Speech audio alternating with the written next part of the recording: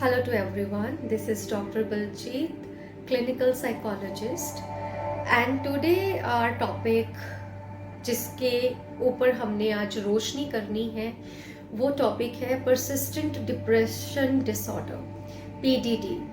जब कोई भी डिसऑर्डर जो है persistent जब होने लगे तो वो एक डिप्रेसिव जो है वो माहौल को जन्म दे देता है।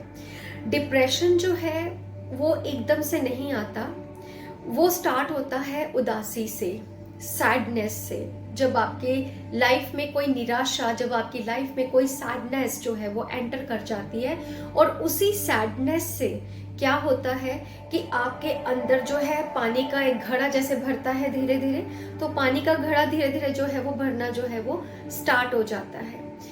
तो जब वो ओवरफ्लो होता है घड़ा, जब पानी से वो ओवरफ्लो होगा तो क्या होगा, वो जो पानी है वो नीचे आना शुरू हो जाएगा। मतलब पहले दिखता नहीं है कि पानी जो है घड़े के अंदर है। कब दिखता है? जब ओवरफ्लो होता है या जब आप झांक के ना देखो।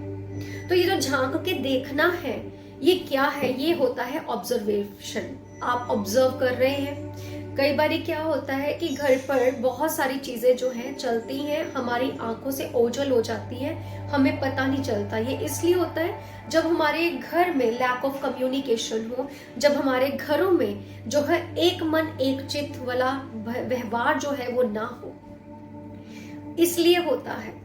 और वो इंसान जो है उसको लगने लगता है कि कोई उसको अंडरस्टैंड नहीं करता, क्योंकि उसने किसी से बात नहीं की, या अगर वो किसी से बात करने की कोशिश भी करता है उसको लगता है कि शायद ये मुझे अंडरस्टैंड नहीं करेगा।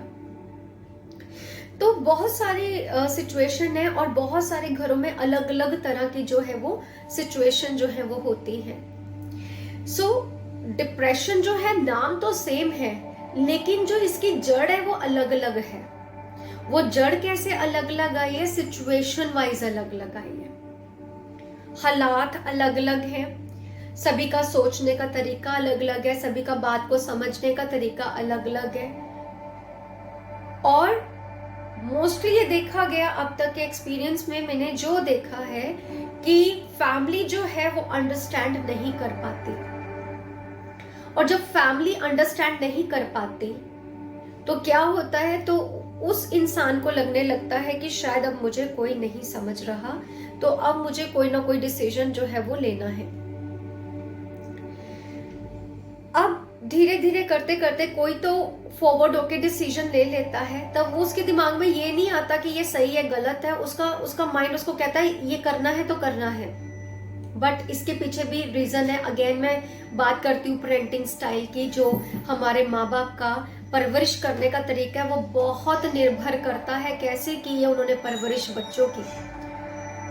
और साइंस भी ये कहती है, साइकोलॉजी भी ये कहती है, और स्पिरिचुअलिज्म भी यही कहता है कि जो परवरिश है वो बहुत इंपॉर्टेंट जो है, एक इम्पॉर्टेंट है हमारी लाइफ में, एक बच्चे की लाइफ में। सो अगेन हम अपने टॉपिक पे बात करते हैं पीडीडी। तो ये पीडीडी जो स्टार्ट होता है ये धीरे धीरे जो है घड़ा भरने से ही, उसके प्रोसेस से जो है वो शुरू होता है। फॉर एग्जाम्पल, कोई डिसहार्टेड हो गया, कोई रिलेशनशिप ब्रेकअप हो गया, या कोई भी किसी चीज की कोई कर्जा सिर पे आ गया, और आप क्या करोगे, आप उसके बारे में सोचना शुरू करोगे। अब आपके सामने आपको हल तो मिल नहीं रहा, तो आप क्या करेंगे, आप उसके बारे में परसिस्टेंटली क्या करेंगे, सोचते रहेंगे। आपका खाना पीना जो है वो सब जो है धीरे धीरे जो है वो खत्म होना शुरू हो जाता है। कई लोग जब डिप्रेशन स्टेट में होते हैं तो बहुत ज्यादा खाते हैं, और कई जो होते हैं बहुत कम खाते हैं। ठीक है, तो दोनों अलग अलग, फिर मैं बात करूंगी सोचने समझने का तरीका जो है वो अलग अलग है।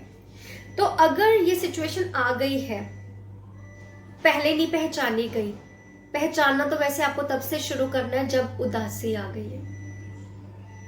जब आपके घर का कोई भी सदस्य है अचानक से नॉर्मल बिहेवियर से अलग बिहेवियर करने शुरू कर दे, साइलेंट होना शुरू हो जाए, या हंसना थोड़ा बंद कर दे, या खाना पीना थोड़ा कम कर दे, या उसके अंदर थोड़े से चेंजेस आपको उसके बातचीत में थोड़ा सा बदलाव नजर आए, उसके अंदर फ्रस्ट्रेशन नजर आए, उसके अंदर गुस्सा नजर आए, उसके अंदर किसी भी चीज के चिड़चिड़ापन, फ्रस्ट्रेशन नजर आए, तो समझ लेना there is something in the mind of a person. और लोग क्या करते हैं, सबसे जो डिफिकल्ट हमें देखने में जो लगता है, वो लगता है कि जब वो अपने बच्चों को, अपने घर के पर्सन को ब्लेम करते हैं, गलत जज करते हैं। उससे क्या होता है, रॉन्ग जजमेंट से उस पर्सन के अंदर तकलीफ और बढ़ जाती है, और धीरे धीरे करते करते वो जो तकलीफ है वो इतनी बढ़ जाती है कि वो सेल्फ डिसीजन मेकर बन जाता है। अब जितने भी सुसाइडल केस आते हैं, कब करता है इंसान सुसाइड? ब्रेन में ऐसी क्या चीज हो जाती है कि वो डिसीजन ले लेता है कि हाँ अब मैंने खत्म होना है, अब कुछ नहीं हो सकता। Again the role of parenting style, the lack of communication at home, no one understand the child needs, no one understand the individual need, no one understand the other thing। जो एक लव है, जो एक unconditional love है, वो family में धीरे धीरे क्या हो रहा है, एब्सेंट होता जा रहा है। जजमेंट ज्यादा आ गई है, रॉन्ग जजमेंट आ गई है। अगर आपको आपके पर्सन के बारे में, आपके फैमिली मेंबर के बारे में कुछ गलत पता चल भी गया है, तो प्लीज उसको जज ना करें, इससे उसकी मेंटल हालत और खराब हो जाएगी। वो कोई ना कोई गलत डिसीजन ले सकता है, जाहिर सी बात है। याद रखना, गॉड ने सबसे पहले ह्यूमन बीइंग बनाया था, रिश्ते नहीं बनाए थे, रिश्ते बाद में बनाए थे ताकि हम इंसान को मैनेज कर सके। लेकिन इंडिविजुअल की अपनी एक होंद होती है, हर इंडिविजुअल का अपनी एक शख्सियत होती है, अपनी एक पर्सनालिटी होती है। फिर जब वो पर्सनालिटी जाग जाएगी ना, फिर इंसान रिश्तों को भूल जाता है, फिर वो किसी के बारे में नहीं सोचता। अगर आपके घर में पीडीडी से कोई गुजर रहा है, या आपके नोन्स में कोई पीडीडी से गुजर रहा है, आपको हल्का सा संकेत मिल रहा है, talk to them, nourish them, pray for them and respect them. आप छोटे बच्चों को भी जब रिस्पेक्टफुली बुलाते हैं ना, तो उसको भी अच्छा लगता है। तो इसी तरह जब आप एक दूसरे को रिस्पेक्ट देंगे, तो वही रिस्पेक्ट वापस आएगी। अगर एक दूसरे पे ब्लेम लगाएंगे, फ्रस्ट्रेशन आपको मिलेगी। एंड स्टॉप जजिंग पीपल, लोगों को जज करना बंद कर दीजिए, यह आपका काम नहीं है। It is a God work, it is not a human work to जज एनीवन। डोंट जज इट। जजमेंट करने के बजाय अंडरस्टैंडिंग में ध्यान दीजिए, तो जो आपके फैमिली मेंबर्स हैं, आपके लोग हैं, डिप्रेशन में जाने से बच सकते हैं। और अगर मैं लास्ट टाइम फिर वही बात कहूंगी, अगर बात नहीं बनती, पहले तो खुद उस चीज पे वर्क कीजिए। और अगर बात बोलने पर भी, बात करने पर भी किसी से बात ना बने, take a professional help, come to psychologist, discuss with them. आप किसी भी शहर में हो, जरूर एक काउंसलिंग का और एक साइकोलॉजिस्ट का हिस्सा जरूर बने, क्योंकि ये एक गलत स्टिग्मा है कि अगर इंसान सोचता है कि मैं साइकोलॉजिस्ट के पास जा रहा हूं, तो स्टिग्मा ये आता है कि शायद इसको मेंटली कोई प्रॉब्लम है। नो, पर्सनालिटी डेवलपमेंट के लिए भी लोग आते हैं। जैसे मेरे पास जो यहाँ पे क्लासेस भी लगती हैं, तो यहाँ पे मैं पर्सनालिटी डेवलपमेंट की, लाइफ स्किल्स की, how to build yourself, persistently do success, उसकी भी जो है वो क्लासेस दी जाती है।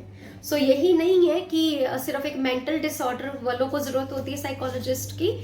एक गुड बिजनेसमैन, एक गुड डॉक्टर, एक गुड जो है एक लॉयर, एक जज, कोई भी ले लो, हर किसी को ग्रो करना है लाइफ में। तो सेल्फ एस्टीम तो सभी को चाहिए ना, अच्छी सी। Alright, so stay blessed, God bless you, and I pray कि आपको ये मैसेज समझ आया है. Love your family, spend time with your family, and enjoy with your family, and remember God always. God bless you.